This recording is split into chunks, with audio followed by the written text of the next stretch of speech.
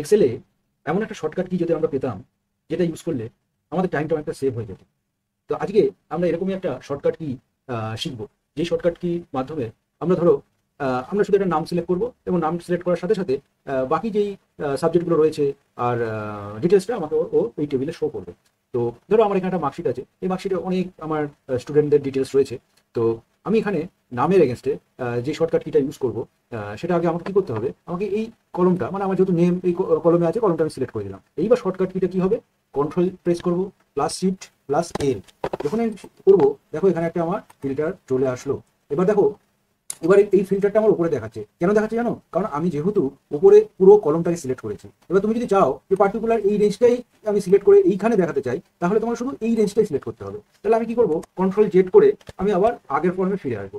ফিরে এসে আমি শুধু এইটুকুকেই সিলেক্ট করছি, করে ঠিক সিটিআর এর কন্ট্রোল সরি এই রেঞ্জটাকে একটু সিলেক্ট করে নিলাম, সিলেক্ট করে কন্ট্রোল শিফট এল। দেখো এবার কি সুন্দর এই এখানে চলে আসলো। এবার ধরো এখানে সিলেক্ট অল আছে, আমি এখানে পার্টিকুলার দেখাচ্ছি যে গায়ত্রী এর ডিটেলসটা আমি দেখবো, দিয়ে গায়ত্রীকে সিলেক্ট করে ওকে করে নিলাম। দেখো এখানে শুধু গায়ত্রী ডিটেলসটা আমাকে দেখাচ্ছে।